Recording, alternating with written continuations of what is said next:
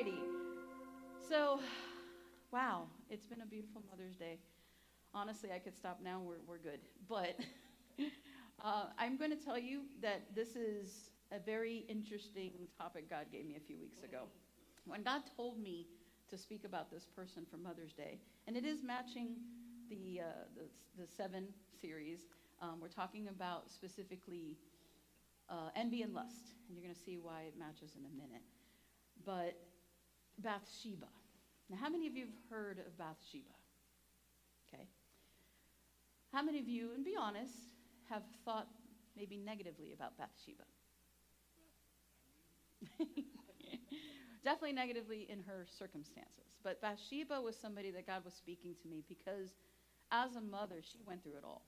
And she has been through the ringer and back. And she was important enough to be recorded in the Bible more than once.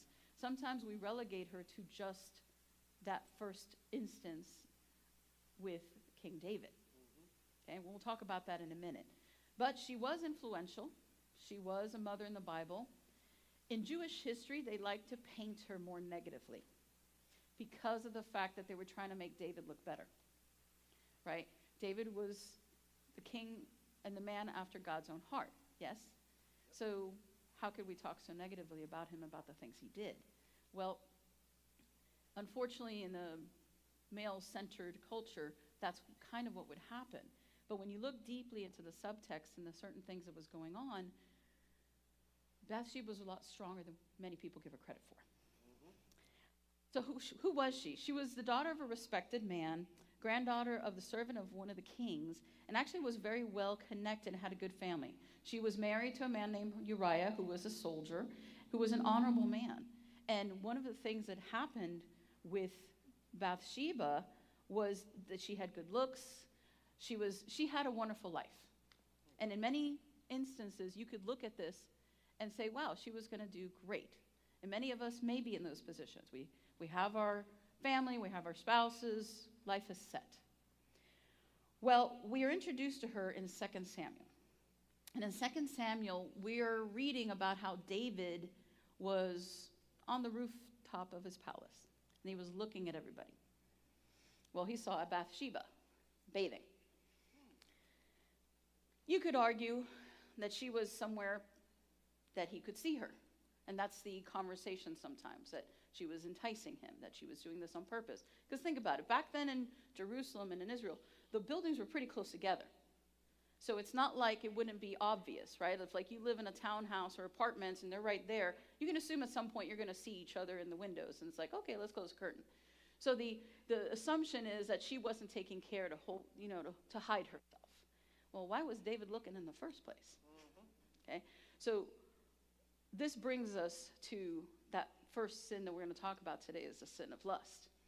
Now, as we'll see throughout the story and how we know in our life, one sin usually leads to another. And David was in a spiritual sloth at the moment. He had won a lot of battles. They beat up the Philistines. He was riding on his own coattails. And he literally was sitting back and relaxing. And he wasn't in battle where the rest of his people were. Now, in Israel at the time, the king is supposed to be the first one in battle. But they had done so well that he was like, I'll stay behind. So Bathsheba probably didn't even realize he was there. He wasn't where he was supposed to be because of his own spiritual sloth. And that led him to the next, which was the lust. And we read in 2 Samuel, in the spring, at the time when kings go off to war, again, kings were supposed to be off to war, David sent Joab out with the king's men and the whole Israelite army. They destroyed the Ammonites and besieged Rabbah. But David remained in Jerusalem. Mistake number one. One evening, David got up from his bed and walked around on the roof of the palace. From the palace, he saw a woman bathing. The woman was very beautiful. So Bathsheba was a blessed woman. She had a home. She had a husband. She was beautiful. Well, that lust caused David to basically want her. And, well, he was the king. He had been staying up late, sleeping in, being physically and spiritually lazy. And the enemy came in and put somebody right in front of him to entice him to doing more things he shouldn't. And he basically bit the bait, right? When we see in Jewish tradition, like we said, Bathsheba was seen as negative because of this action, but she did nothing wrong. She was just at her home, taking care of herself. It even says that she was doing it at the right time of month, which she was supposed to. But when you read the subtext, you can see how even other people were warning David. So in 2 Samuel 11:3, we continue on. It says, David sent someone to find out about her. And the man he went to send, said, she is Bathsheba, the daughter of Eliam, and the wife of Uriah the Hittite. Basically saying, she's married, you're married, you need to forget about this. But David didn't listen to that messenger. He allowed this to be something that consumed him. And David had a reputation. He was a womanizer, right? He had many wives already that God didn't really want him to have. He had concubines. So the fact that he kept wanting more just showed you the sin that was in his heart at the time, right? He was totally clogged up with that. Well, he went ahead and sent for her anyway, and you can imagine she probably didn't want to say no. See it as you will, what type of act this was. Unfortunately, they called it adultery, but you know as well as I do that was an abuse of power, most likely a sexual assault. He literally called for this woman and had her come into his chambers. And she was not his wife. She was not anything to him. And he took her. Well, as things happen, she got pregnant. Well, that's a problem. Because her husband's off in war. Remember, he stayed behind, but her husband was a part of the army that went out for him. Talk about insult to injury. So when he was out there, no one can say that this baby was his. So it was going to be obvious. So David, I'm the king, I'm going to figure it out. Isn't that what people do when they sin? They kind of try and fix it. And unfortunately, when they try to fix it, they make it worse. Well, that's what David did. David was like, okay, I'm going to cover these things up. I'm going to bring her husband back, and they'll spend the night, and when the baby comes, they'll say it's his, right? But, wouldn't you know it, her husband was a man of honor. In 2 Samuel 11:11-13, Uriah said to David, Uriah is the name of the husband, the ark in Israel and Judah are staying in tents, and my commander Joab and my Lord's men are camped in open country. How could I go to my house to eat and drink and make love to my wife? As surely as you live, I will do not such a thing. Then David said to him, stay here one more day, and tomorrow I'll send you back. So Uriah remained in Jerusalem that day and the next. At David's invitation, he ate, he drank with him, and David made him drunk. But in the evening, Uriah went out to sleep on his mat among his master's servants, and he did not go home. So not only did Uriah didn't do what David was trying to get him to do, David was really trying. Like he was getting him drunk. Like, oh yeah, go back home. Go enjoy your wife. But Uriah was such a man of honor. He was not going to do that. He was not going to allow that to cause him to sin. Which is crazy because the king, who was supposed to be the man after God's own heart, was the one doing all this. So David got very upset about this and basically panicked. He had tried repeatedly, but his plan has failed. That Uriah did not do anything with his wife. So there would be no proof of this child being Uriah's. It was going to be evident that it was David's. So David, unfortunately, moved on to the next sin. He plotted to murder Uriah. Because if you can get him out of the picture, there's no proof. And in 2 Samuel 11:14-15, we continue with the story. In the morning, David wrote a letter to Joab. Remember, Joab was the commander of the army. And he sent it with Uriah. In it he wrote, put Uriah out in the front where the fighting is fiercest. Then withdraw from him so he will be struck down and die. King David wrote that about one of his most loyal soldiers just to hide a sin. And he was even more cold-hearted than that. He gave it to the guy himself to take to his commander.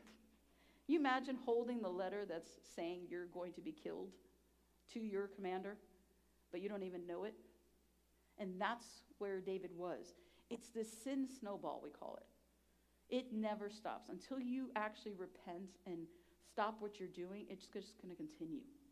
And this is what we see. We see this snowball effect of everything happening. And it's hard because other people saw it. But you know as well as I do, when people, and I'm sure maybe all of us have had this in our life, when you're stuck in sin, sometimes when people are talking to you, you're not listening. And you just keep on going because it's what you know what to do. So back to Bathsheba, right? Because, you know, we forget that Bathsheba's in the background here. Not only was she taken against her will, got pregnant from a man that was not her husband, now her husband was killed. What was she left with? In 2 Samuel 11:26 through 27, we jump down. It says, when Uriah's wife heard that her husband was dead, she mourned for him.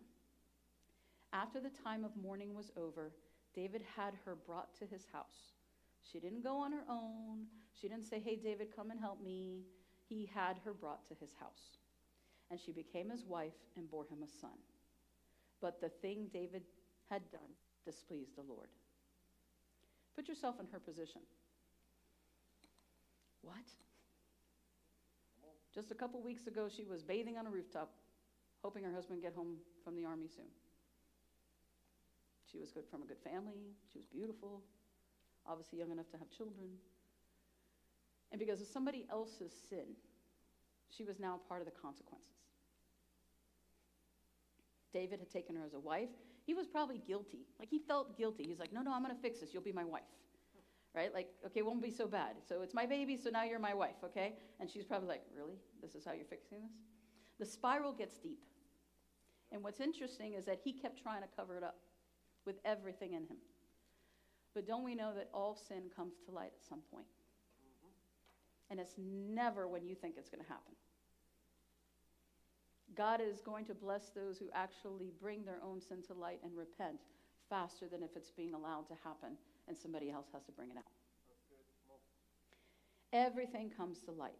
Well, Nathan, you're going to hear about him again later on, he was a prophet in the kingdom. He was David's advisor.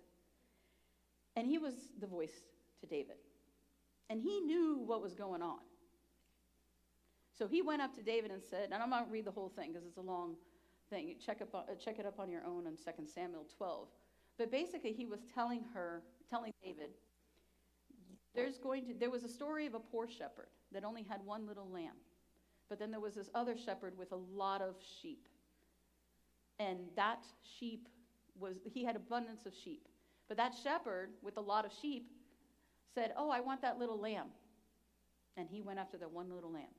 And when Nathan told David the story, David was saying, oh, that's horrible. Let's kill that shepherd. Let's get rid of him. Well, Nathan looked back at him and said, that's you. You're that shepherd with all of that. You're the one who went after the one man with the one shepherd, with the one lamb. And to go even deeper to this, you have to remember that everything in the Old Testament, in many cases, kind of mirrors a Christ event. That lamb was represented of Christ and what he had to give up to repent or to stop this sin. And I have to tell you, it was very convicting for David. That was the moment he woke up and said, oh my gosh, what have I done? Yep. Mind you, this was a long time already. This has already been like maybe 10 months at this point, or no, less, because she was about to give birth. It's about 8 months or so. So David was so dense with his own actions. He was so clogged up with all the issues that he was doing. And, am I switching? It's okay. Da-da-da. This one up? All right, cool. So David was so clogged up with all of this, he wasn't even realizing what was happening. And when he finally repented, that's when everything started to change. And in 2 Samuel 12, 13 through 14, then David said to Nathan, I have sinned against the Lord. Nathan replied, the Lord has taken away your sin. You are not going to die. But because by doing this, you have shown utter contempt For the Lord, the son born to you will die. God forgave him. God wasn't going to strike him down back then. Because remember, in the Old Testament, if you messed up, you got struck down, right? You touched the ark, up by. I mean, there was lots of opportunities where people just died out of nowhere. He could have done that to David, but he had a plan for David. And the fact that David repented was big deal. And God said, okay, I'll forgive you, but that does not excuse you from consequences. How many times do we see that? People getting so upset that they're feeling the consequences of their actions and their mistakes, and they're upset that it still happens. And that is a hard pill to swallow.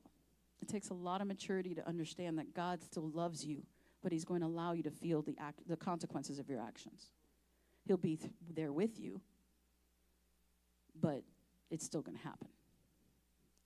Now, David was repentant. God forgave him. But again, let's go back to Bathsheba. She's what you call collateral damage. Anytime we sin, or anytime people sin, it affects everyone around us, whether you wanted to or not. You could do everything in your power to try and protect your family and friends from your sin, and it still affects you. And it still affects them, to the point of changing a woman's life forever. She was a soldier's wife, beautiful, had wonderful, just probably notions of a different life. And within less than a year, now she became one of the many wives of David. Her husband died. And now her baby was going to die. This child was a consequence of that sin. You could even at least say, well, maybe, this is what she's going to get out of it, a child. Well, because it's David's consequence, God said this child will not survive. And it was hard. Even David mourned and prayed and fasted for the child. But he understood that he still had to accept that the child's death was a part of his consequences. And this is where we see the differences in how David is. So looking at Bathsheba, this lust brought so much chaos and turmoil to her life. She lost her husband, her child, her place in life. She became somebody totally different. But God still redeemed her, and he still put her in the line of the Messiah, and that's what we're going to talk about now. The next sin that involves Bathsheba, you see it where she's actually trying to prevent it. It's the sin of envy. Now, if you know anything about Bathsheba, you may only know about the bath story. She was actually mentioned a few other times in the Bible, in 2 Kings and 1 Chronicles. She was a part of David's reign. After all of this, okay, and we can only speculate and read the subtext, but she took her place as queen consort. Do you know that over all the wives that David had, she was the one who was his advisor and closest to him? Maybe it was guilt. Maybe his repentance caused her to forgive him. We don't know, but we do know that was her place. She was queen consort. She went from the lady that got knocked up by David and lost her husband and nobody knew whose fault it was, to now she's kind of in charge. And David listened to her. And we see that repeatedly. She could have given up. Think about how many times, think of that person that you know that has been through so much, and you see them keep going. That is what God can do in anyone's life. When Bathsheba just basically said, I'm just going to do it God's way and whatever God has put me in, she did the best she could where she was. In Proverbs 1:8, it says, listen, my son, to your father's instruction, and do not forsake your mother's teaching. Then in Proverbs 6:20-22, my son, keep your father's commands, and do not forsake your mother's teaching. Bind them always on your heart, fasten them around your neck. When you walk, they will guide you. When you sleep, they will watch over you. When you awake, they will speak to you. Do you know she was Solomon's mom? Who wrote most of the Proverbs? So who's he talking about here? These are the words of Bathsheba written down by Solomon. She had wisdom. Solomon was one of the wisest kings ever to roam, right? He had Bathsheba as mother. How impactful was a mom in someone's life? Because he was the child after the one who had died. He was her second born, but the one that survived. And she was in his life. She basically threw herself into her children. She said, all right, this is what I'm stuck with. I'm going to go after these 4 boys. She had 4 sons for David. And she raised all of them and showed them wisdom, raised them in the Lord. Solomon wasn't perfect, but he had a good start, and he had a great mom. She fought for her family. She had a lot of strife because of it. There was a lot of issues. And at one point, David had already named Solomon as his successor.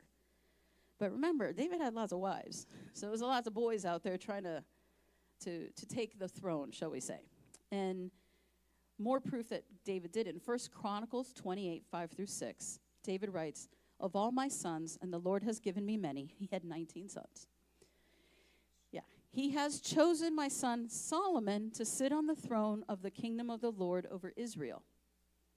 He said to me, Solomon your son is the one who will build my house and my courts, for I have chosen him to be my son, and I will be his father. If you know anything about David, he was supposed to build the temple. But because of his mistakes, God took that away. God said, no, you're not doing it. But he said, your son will. So he allowed him that. So Solomon was going to be the one to do it. But remember, he had 19 sons. And there was others older than David. Remember, Bathsheba was later on. He had already had a bunch of wives and concubines. So Bathsheba became the queen consort, and her first son that survived was the one that David named as his successor.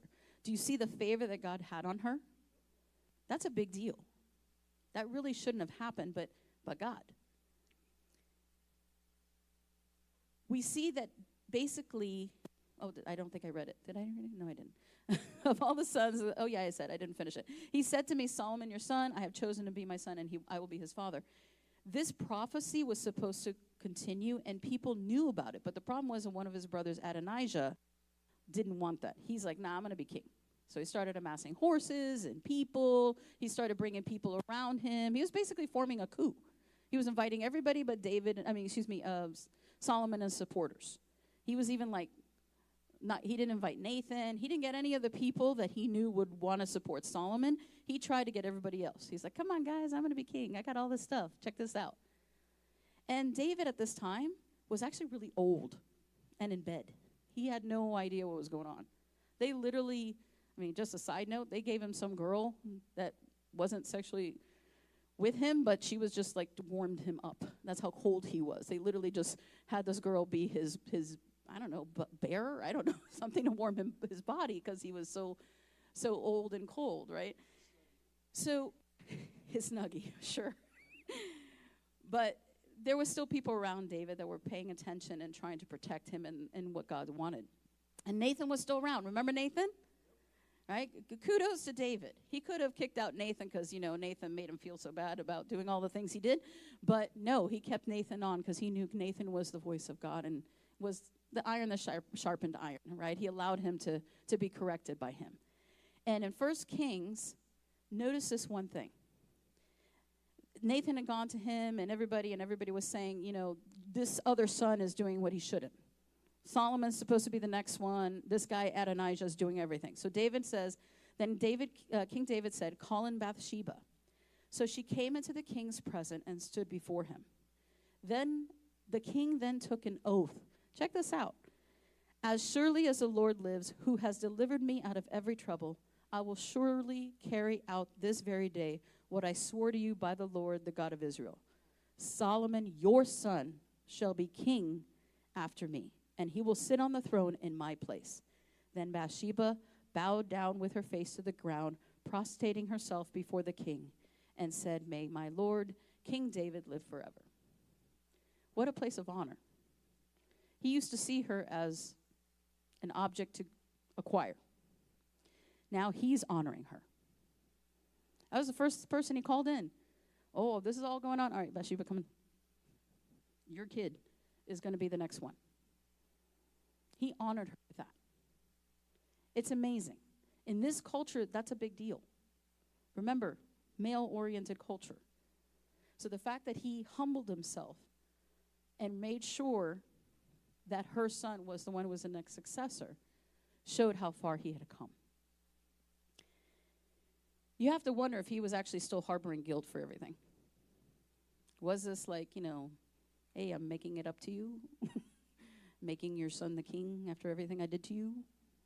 Don't know.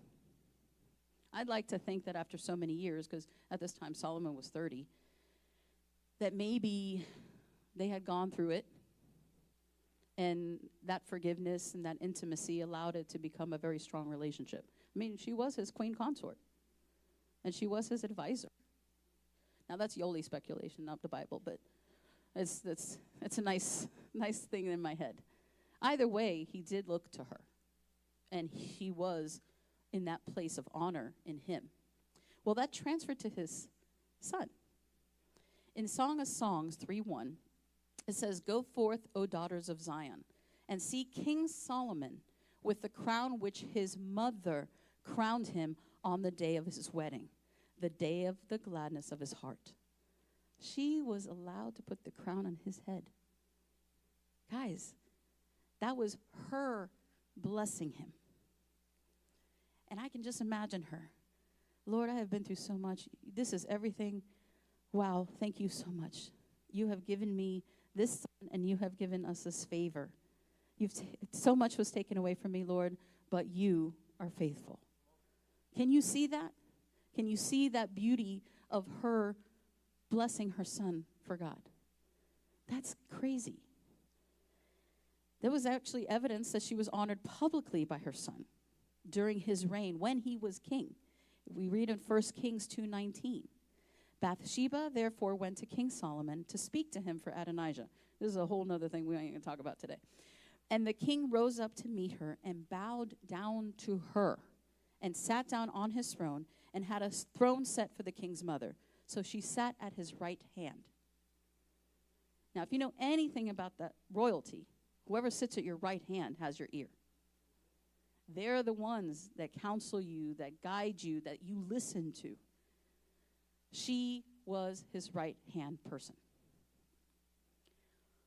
All of that pain that she went through is something that God gave her for wisdom, to be an advisor to her son, to make sure that Israel went the right way. The sins of others in her past changed her life, but it did not determine how she saw herself and her worth. She could have made the choice of like, all of this that has happened to me, I'm just going to sit back and be a victim. And she was valid. I mean, sure, she's not wrong. She lost her kid, she lost her husband, she lost her place. She was probably taken with an abuse of power. She went through a lot. But God gave her that favor, and then she continued on. And she said, nope, this is where I'm at. I'm going to do what God has called me to do. She was their queen consort. She raised her sons. She did everything she could with the little that she had at that moment. And she rose above it.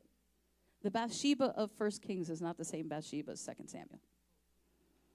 And how many of us have that story? You were somebody else in a different chapter. And all that has happened to you made you the person that you are today. And maybe you're not that person yet. That's what you point to.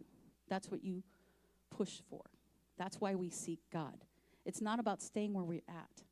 It's about growing to be closer and more like Him, regardless of what has happened to us.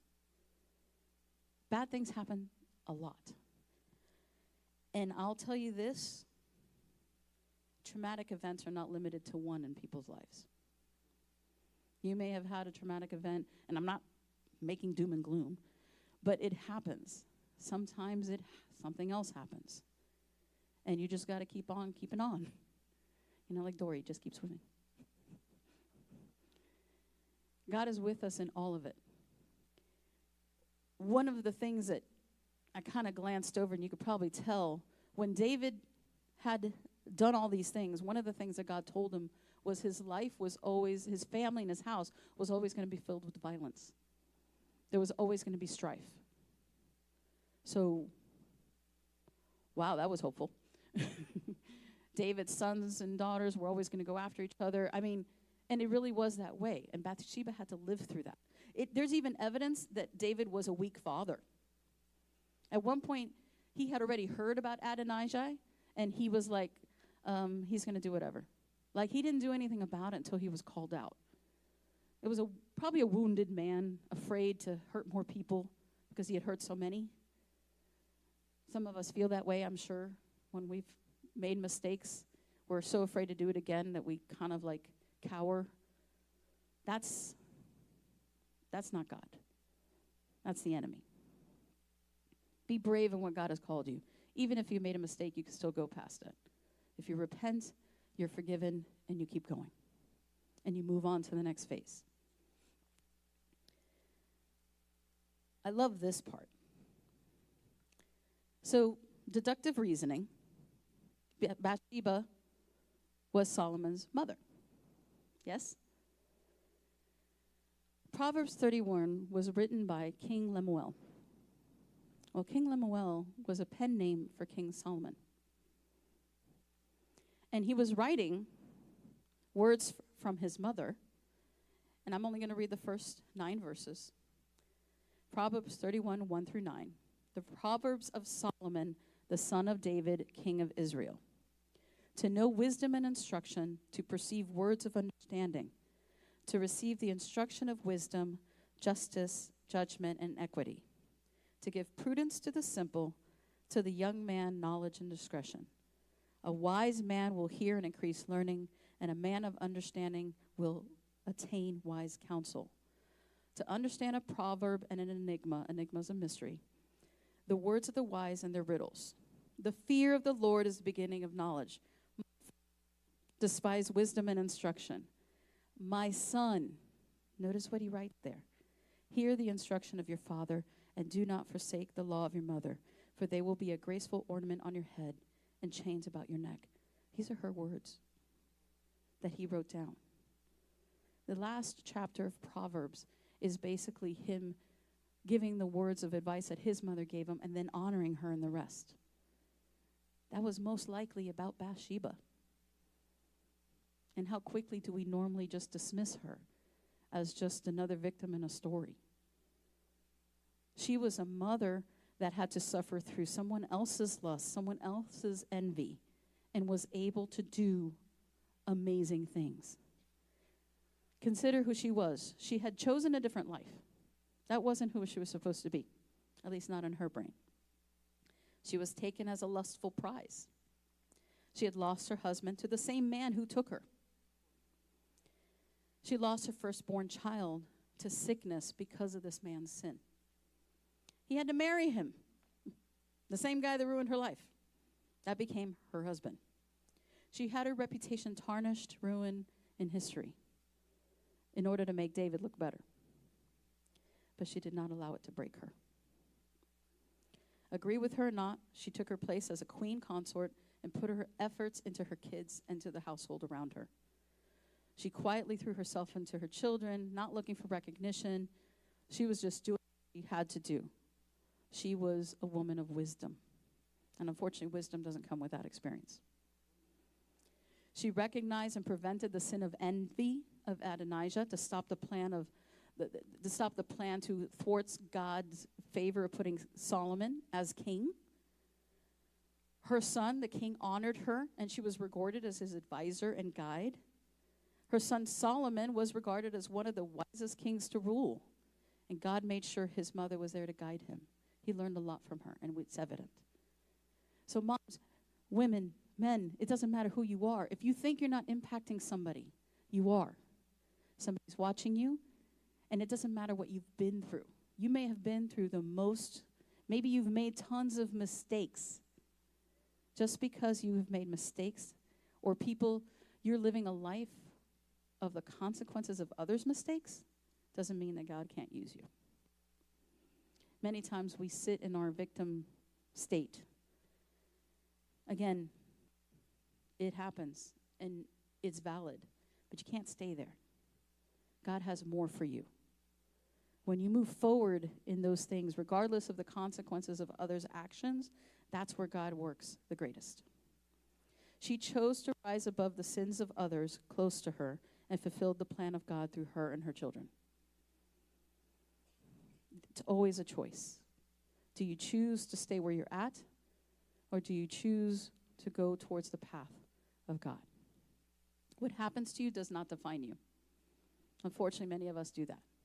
This keeps happening to me. This keeps happening to me. This keeps happening to me. That's not who you are. Who you are is who God has called you to be. What you choose to do with your pain is where God can do the miracle. Pushing forward, just keep going to church, keep reading your Bible, keep seeking others, keep having honor and integrity where it doesn't make sense to other people. This is where God can work the most.